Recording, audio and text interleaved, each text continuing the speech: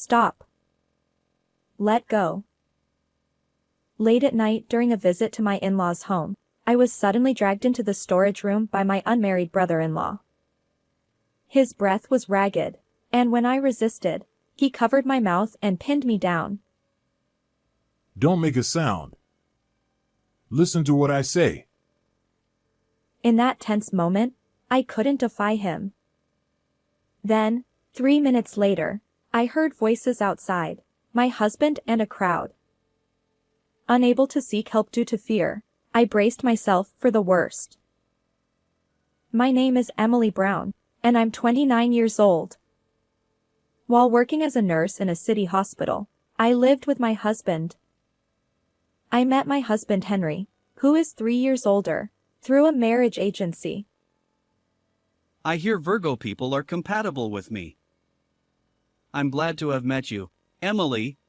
When he said during our first meeting, I thought he was an unusual person, but other than that, there were no particular issues with Henry. He works for a well-known company and has a kind personality. We dated for a year and then got married. Henry's family lives in a remote mountain village, where they run a large-scale farming business with relatives. His parents are respected figures in the area, and his mother, who is the head of the family, holds a position of authority among the relatives.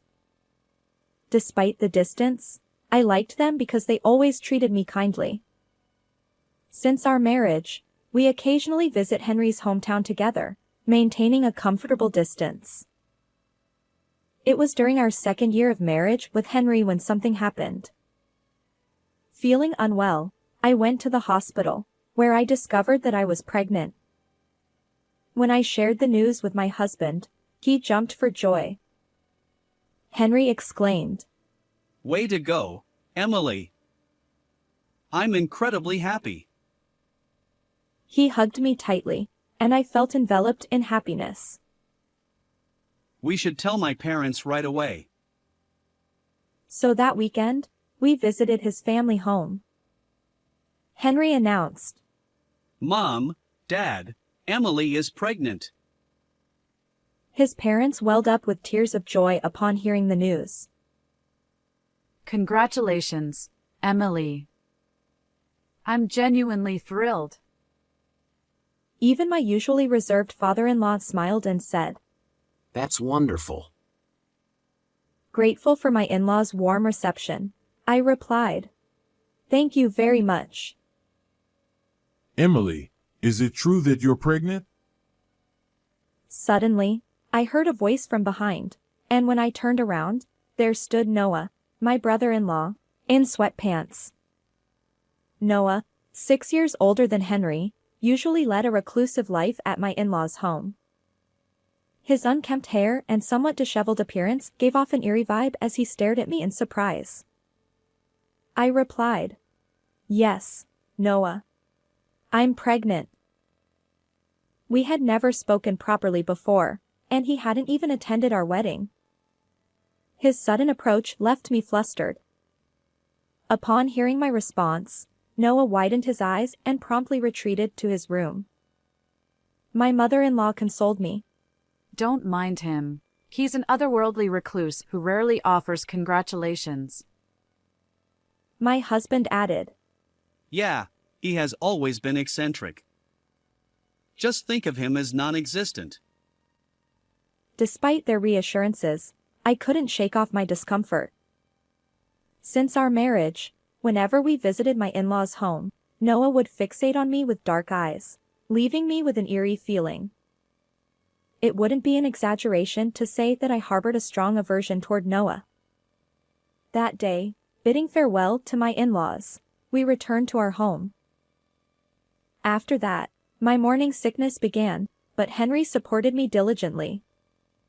He accompanied me to prenatal checkups and shared in the joy of our baby's healthy development. He was so protective that it could almost be called overprotective, always looking out for me. Emily, don't push yourself too hard at work. Your body isn't just yours anymore. I chuckled and replied, Don't worry, I've already talked to my workplace, and they've lightened my workload. I eagerly awaited the day when I could give birth to our child. About a month after our last visit to my in-laws' home, something happened. Hey, Emily. Let's go back to my parents' place next week. His words caught me off guard, as I was still dealing with morning sickness and wanted to focus on work. I initially declined. However, Henry persisted. There's a local festival, and lots of relatives will be there. We need to attend as a couple. But, didn't we just visit recently? This time, I really want you to come. I promise we'll go, so get ready. Despite my attempts to gently refuse, Henry remained stubborn. Then, my mother-in-law called. Emily, I don't expect you to do household chores while you're pregnant. I just want you and Henry to enjoy the festival. Please come back. With my mother-in-law's words, I couldn't refuse. I agreed to visit their home once again. After traveling for several hours to my in-laws' home, Henry's parents welcomed me with great joy. You've come at just the right time. Tonight is the pre-festival celebration. Eat to your heart's content. The table was filled with my favorite dishes, and they treated me lavishly. She continued. Tomorrow, more relatives will gather, but you don't need to do anything. Just enjoy the festival. When I looked at Henry, he smiled kindly, and I felt relieved. Despite my initial hesitation, I'm glad I came. Looking forward to tomorrow. With those thoughts, I drifted off to sleep on the bed in the guest room. However, after what seemed like several hours, I was abruptly awakened by a strong pull on my arm. I found myself being dragged into the storage room across from the guest room. In the dim light, I confirmed the person pulling my arm. It was none other than my reclusive brother-in-law, Noah. A chill ran down my spine. Trapped in the storage room, I regained my senses. Stop. Let go. I screamed with all my might, but Noah covered my mouth and pinned me against the wall. Feeling my virtue threatened, I struggled desperately, but his strength was overpowering, and I couldn't escape. Noah commanded. Don't make a sound. Listen to what I say. Silenced, I managed to nod in response. As I was trapped for about 3 minutes, I suddenly heard voices outside, my husband and many relatives conversing. Despite wanting to seek help, I judged it dangerous to defy Noah, so I remained silent. As the distant presence faded and quiet settled in, my brother-in-law stared at me intently. Enough talking. Just follow me. He handed me a bag containing valuables, and we made our way through the backwoods. There, a car awaited us. When he got into the driver's seat and told me to, I also got into the car. What on earth is going on? He then began to speak, revealing something truly horrifying. I can't believe it. Trembling with fear and anger, I listened. 3 days later, Noah led me back to the village, and I opened the front door of my in-laws' home. Emily. Where were you? I called multiple times, and you didn't answer. Disappearing like that.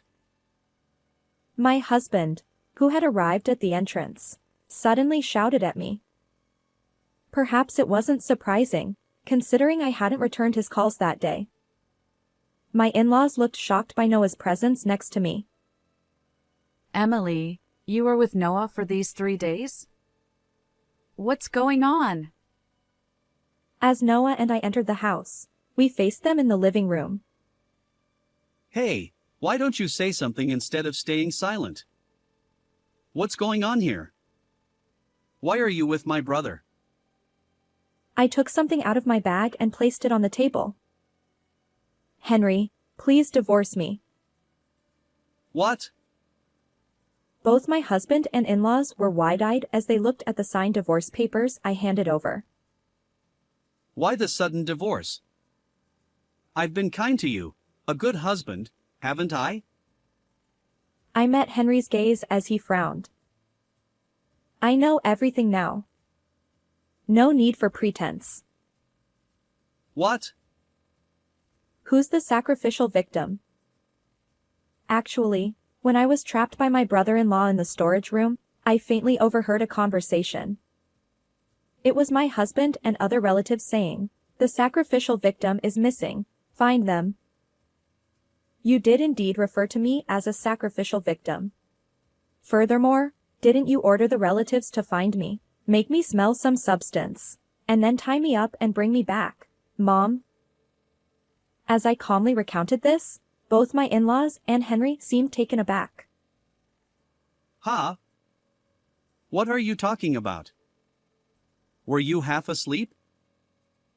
Oh dear, Emily, you're saying such strange things. At that moment, I looked directly at them. I asked Noah about the wolf faith of the clan. As we fled in the car, my brother-in-law explained that nearby relatives and those living in the area worshipped something called the wolf. They held festivals to celebrate abundant harvests, offering harvested crops and more. However, during years of poor harvests, a different type of offering was made to pray for prosperity. When I asked, "What kind of offering during poor harvests?" he hesitated. A pregnant woman born under the Virgo sign. Sacrificing her is believed to bring prosperity. I was stunned by this unbelievable tale, but the strange behavior of my husband, in-laws, and relatives confirmed that Noah wasn't lying. Apparently, this year's harvest was exceptionally poor. So, you plan to sacrifice me, right? I questioned Henry, who continued to deny it. Hey, it's 2024. You were just being teased by Noah. We wouldn't actually do something like that. But the next moment, my brother-in-law pulled out a voice recorder and played it. The poor harvest this year is serious. Perhaps the wolf is angry.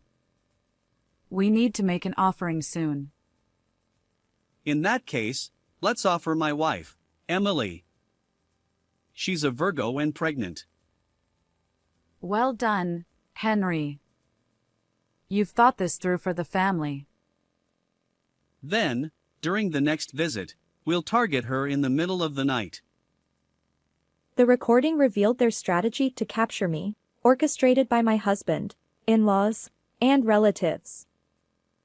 As they listened, Henry and his parents turned pale.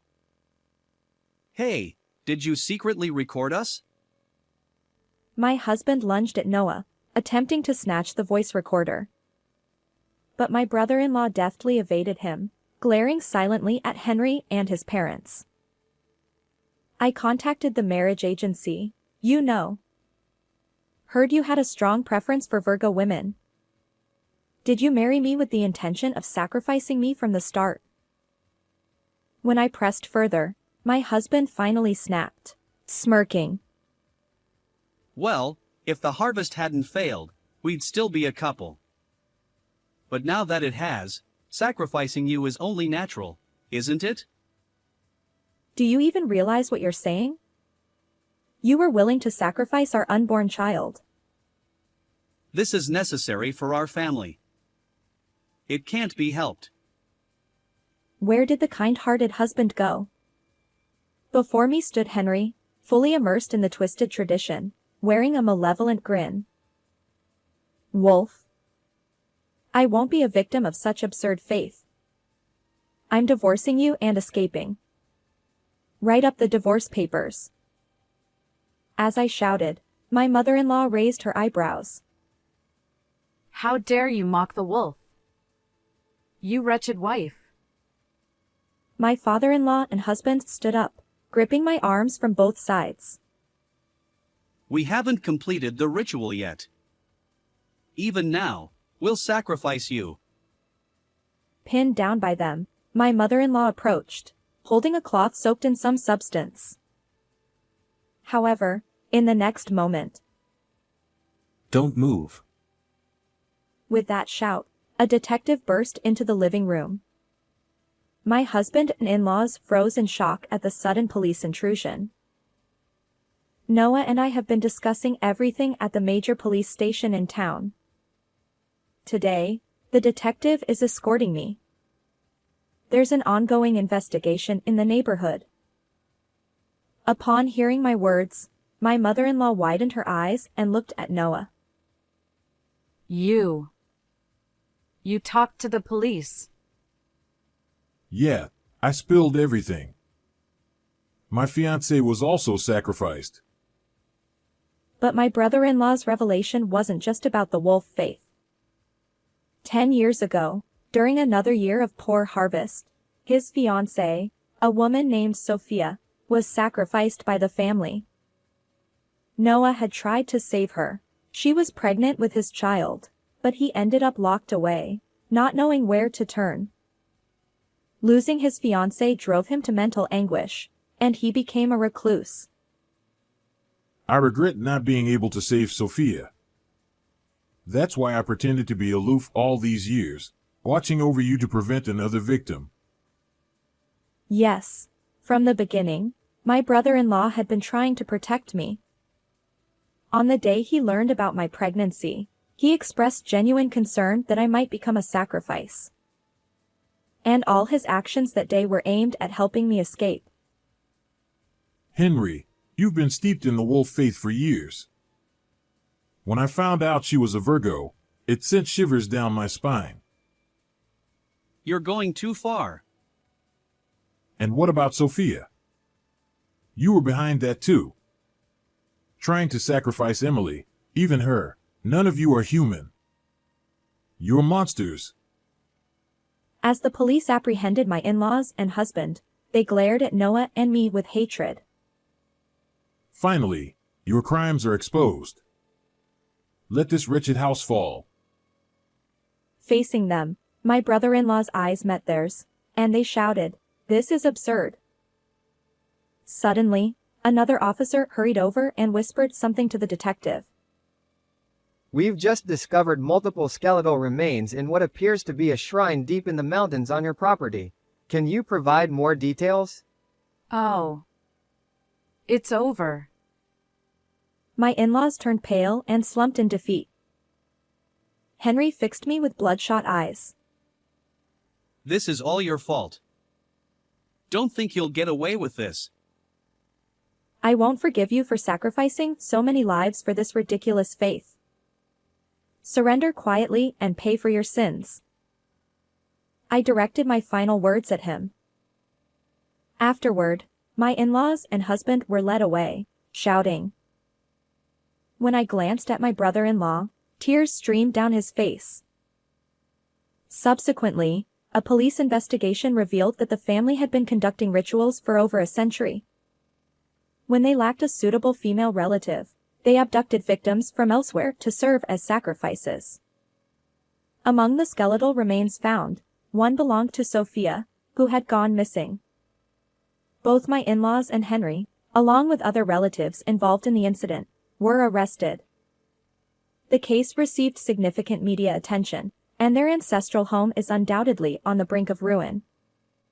My in-laws and husband are now behind bars, unlikely to emerge anytime soon.